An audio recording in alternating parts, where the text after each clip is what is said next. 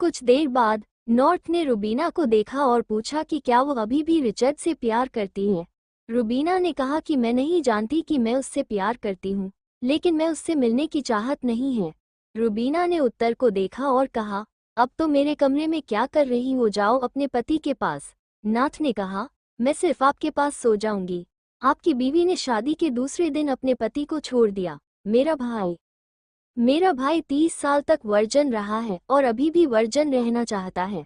रुबीना ने हंसते हुए कहा, जिससे उत्तर के गाल शर्म से लाल हो गए।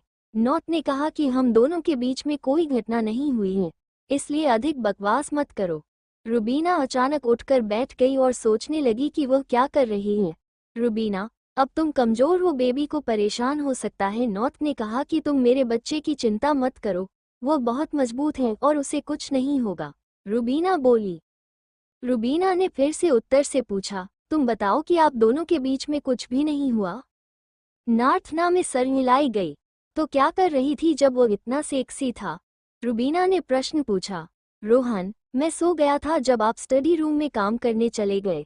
नॉर्थ ने धीरे से कहा। रुबीना का दिल कर रहा था कि नॉर्थ का सर दीवार में जाकर पटक दे। रुबीना ने यह बात नहीं रखी और नॉर्थ ने नार्थ को बताया। नॉर्थ का चेहरा देखते हुए रुबीना ने कहा, मेरा दिल करे तेरा सर दीवार में पटक दूं। नार्थ ने ये सुनकर मुंडी नीचे झुका दी। मैं क्या करूं अगर मैं रोहन से नहीं मिलना चाहता? तुम्हें पता है कि मेरा भाई रोमांस में नील बटे सन्नाटा 0 है। नाथ ने बच्चे की तरह मुंडी हिलाई। अब तुम्हें क्या हुआ? तुमने तो मुझे रोमांस सिखाया था। मुझे डर लगता है अगर आप क्रोधित हो जाएंगे। नाथ को देखते ही रुबीना ने सोचा कि मेरे बिना कुछ नहीं हो सकता। रुबीना ने कुछ सोचकर रोनी और रौनक को अपने कमरे में बुलाया। दोनों भागे। रुबीना के कमरे में दोनों एक साथ आए और मैंने उसी तरह कहा, आप ठीक हैं, लेकिन आपको कुछ गलत लग रहा है, मैं एक चिकित्सक को बुलाऊंगा। ये सुनते ही रानी और रौनक एक दूसरे को देखने लगे, फिर एक दूसरे के पास जाकर बैठ गई। रुबीना को ये सुनकर बहुत अच्छा लगा। मैं ठीक हूँ, मुझे सिर्फ आप दोनों से कुछ काम था। बोल क्या है? दोनों ने एक स्वर में कहा। नॉर्थ और मैंने रोहन भाई के बारे में कुछ विचार किए हैं। बड़े भैया को घर से निकाल देंगे। रानी ने कहा कि रोहन भाई को घर से निकाल देना चाहिए, वो भी झूठ बोलकर। रानी ने अपने पिता से पूछा। रुबीना ने कहा, हाँ, आपको पता है कि वे पूरी रात स्विमिंग पूल में डालकर हमें छोड़ देंगे अगर वे जानते हैं कि हम दोनों ने उनसे झूठ बोलकर उनको आधी रात को घर से निकाला था। इस पर उत्तर और रुबीना ने भी हाँ में सर हिलाया। फिर रुबीना एक सुंदर चेहरा बनाते हुए बोलती है, प्लीज भैया। रुबीना का सुंदर चेहरा देखकर रौनक चिल्लाया। रानी ने कहा कि ऐसे छोटे चेहरे मत बनाओ, ये काम नहीं करेगा। फिर रौनक ने कहा कि सिर्फ एक व्यक्ति ही ऐसा कर सकता है। कौन? उत्तर ने पूछा। रानी ने फिर से पापा कहा और दोनों भाई एक साथ उत्तर दिया। ये सुनते ही नॉर्थ और रुबीना दोनों हंसने लगे। नार्थ ने पूछा कि आप दोनों को रोहन से इतना डर क्यों है? रोहन ने हंसते हुए कहा, तुम दोनों ने रोहन भाई का प्यार दिखाया, हम उसका गुस्सा देखा है। रौनक और रोनी ने आंसू बहाते हुए कहा कि वे दोनों नहीं जानते कि रोहन भाई हम पर कितना अत्याचार करते हैं। उत्तर और रुबीना ने इसे देखकर हंसते हुए हाँ में सर हिलाया। फिर कुछ सोचकर रुबीना बिस्तर से उठी और जाने के लिए तैयार हो गई। रानी ने पूछा, कहाँ जा रही हो?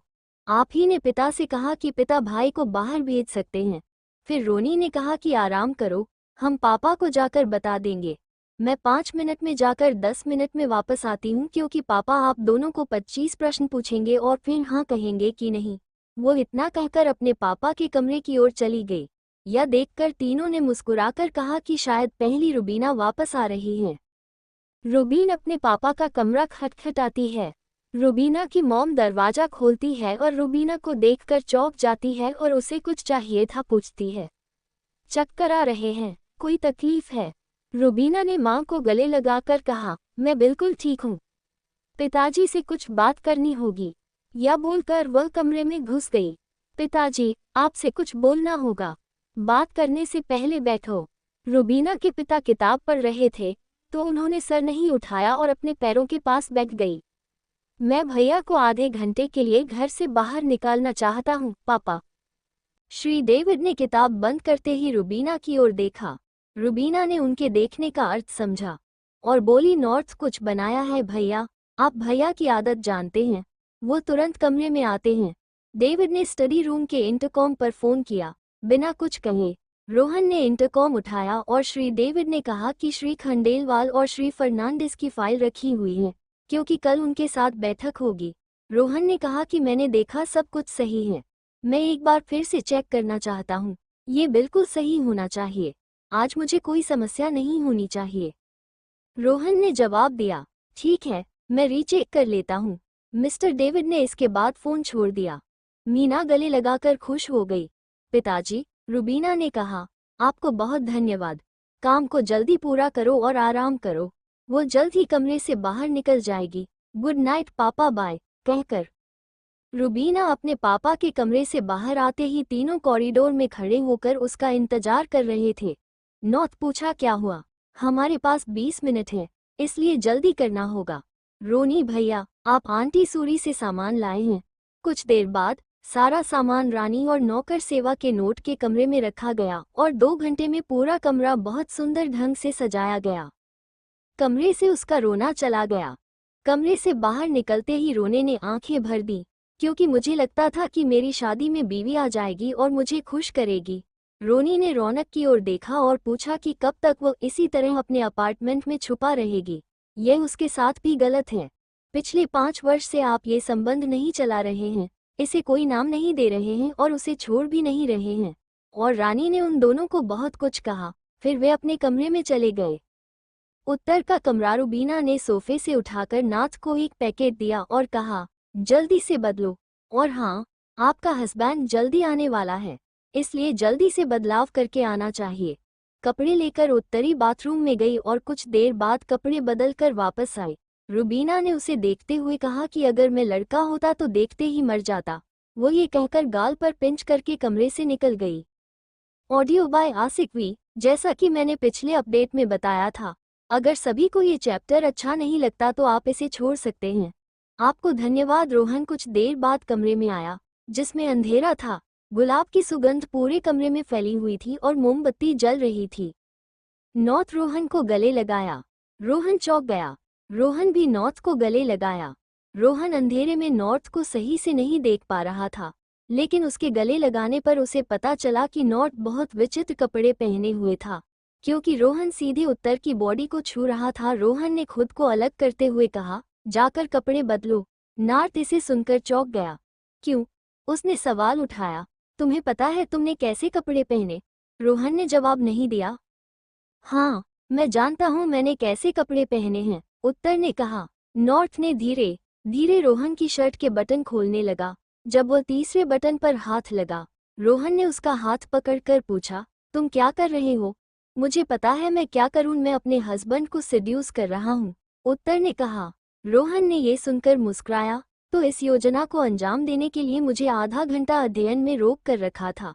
रोहन ने उत्तर की उंगली से दाढ़ी उठाकर चेहरा अपनी तरफ लाते हुए कहा, हाँ मैं सर। आप एक आदमी को सेड्यूस करने का क्या परिणाम होता है? नाथ के गाल लाल हो गए। रोहन ने उत्तर के शरीर पर हाथ रखते हुए कहा। नाथ ने पूरे शरीर में एक कट महसूस किया। नॉर्थ ने रोहन को दृढ़ता से पकड़ा। नार्थ, तुम सच में तैयार हो? रोहन ने फोरहेड पर किस करके पूछा। रोहन नॉर्थ प्यार भरी नजरों से उसकी ओर देखने लगा। नॉर्थ के गाल टमाटर की तरह लाल हो गए। नॉर्थ ने रोहन को कसकर पकड़ लिया और हाँ में सर हिलाया। रोहन की शर्ट के बटन नॉर्थ फिर से खोलने लगे। रोहन शिव पश्चिम की ओर देख रहा था। नॉर्थ को रोहन ने गोद में उठाकर बिस्तर पर लिटाया। नॉर्थ शर्म से अपनी आंखें बंद कर ली। रोहन ने उत्तर से कहा, नॉर्थ आंखें खोलकर मुझे देखो। नॉर्थ ने अपनी आंखें खोलकर रोहन को देखा, फिर उसने हल्के हाथ से उसके गाल पर हाथ फेरा और हर जगह उसे किस करने लगा। रोहन नॉर्थ ने अपना सेक्सी रात का सूट उतारा। नॉर्थ ने रोहन के रफ हाथ से अपने शरीर पर गर्माहट महसूस की। नॉर्थ ने चादर को कठोरता से पकड़ा। रोहन नॉर्थ ने कहा, you want me north? I will be try to very gentle, Rohan ने कहा, जब उत्तर ने हाँ में सर हिलाया। यह व्यर्थ है। रिचर्ड मुंबई सिटी हॉस्पिटल में बिना रुके अपना काम कर रहा था। मिशेल गुस्सा हो गया, लेकिन प्यार से बोली, मुझे पता है बहुत सारा काम अभी करना बाकी है, पर अभी तुम बीमार हो, आराम करोगे तो जल्दी ठीक हो जाओगे। देखो मैं तुम्हारे लिए घर से बना हुआ खाना भी लेकर आया हूँ। थोड़ी देर काम को साइड में रखकर खाना खा लो। मिसेस विलियम, आप मेरी माँ नहीं हैं, तो मेरी माँ बनने की कोशिश भी मत कीजिए, रिचर्ड ने कहा। और अपनी हिपोक्रेसी को कहीं और दिखाने के लिए, मिशेल विलियम्स, आप यहाँ से जा सकते हैं। मुझे मेरे काम में किसी का दखल देना अच्छा नहीं लगता। मुझे दोबारा बोलने की आदत नहीं है। जब मैं कमरे में पहुंचा, श्री विलियम्स ने शांत स्वर में कहा, तुम्हारे लिए खाना बनाकर लाया है, खाओ। रिचर्ड लैपटॉप को बंद करते हुए अपनी माँ को देखते हुए कहता है, मेरी माँ बहुत पहले ही मर चुकी है। ये औरत आपकी बीवी नहीं, मेरी माँ है। रिचर्ड ने बहुत शांति से पर कड़वे लहजे में कहा, तो इन्हें बोलिए अपना टिफिन उठाया और लेकर चली जाए। ऐसा ना हो कि इन्हें ले जाने के लिए मुझे किसी को बुलाना पड़े। मिशेल की आंखों में आंसू आ गए जब उसने कहा, बेटा, मैं सिर्फ तुम्हारे लिए खाना लेकर आई थी। डॉक्टर ने तुम्हें बहुत हल्का खाना खाने के लिए कहा था। मैं कुछ भी नहीं ले जाता। मैं सिर्फ तुम्हारी भलाई चाहता हूँ। प्लीज इसे डांटना मत, मुझे आदत सी हो गई है इसकी, मिस विलियम्स ने अपने हस्बैंड की तरफ मुंह करते हुए कहा। रिचर्ड के पिता ने बहुत गुस्सा होकर कहा, तुम्हारी माँ मर गई है, बहुत साल हो गए। तुम भूल क्यों नहीं जाते वह सब बातें? क्यों हमेशा उसे जलील करते रहते हो? वह भी तो तुम्हारी माँ ही है, तुम्हारी बेस्ट फ्रेंड है वह। रिचर्ड ने कहा, इसलिए मरने के 1 महीने बाद ही उसने अपने बेस्ट फ्रेंड के पति से शादी कर ली। मिश्रा विलियम्स ने चिल्लाते हुए कहा, कितनी अच्छी औरत है वह, और कहा, रिचर्ड अपनी हद मत भूलो, और अगर आप चाहते कि मैं अपनी हद ना भूलूं तो आप और मिसेस विलियम्स मेरे सामने मत आया करें।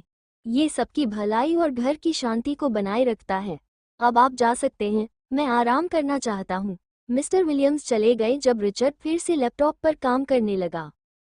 नार्थ और रोहन का कमरा, जॉनसन विला गोवा। रोहन उसे प्यार से देख रहा था और उसके गाल पर उंगली फेरते हुए कहा, अब तुम्हें मुझसे कोई भी अलग नहीं कर सकता, तुम भी नहीं और मैं भी नहीं, उसने कहा और उसे अपनी तरफ खींचा, फिर उसे अपनी बाहों में लेकर सो गया। नॉर्थ ये सुनकर खुश हो गया। रोहन के चेस्ट पर सिर रखकर वह सो गई। Audio by Aasik we.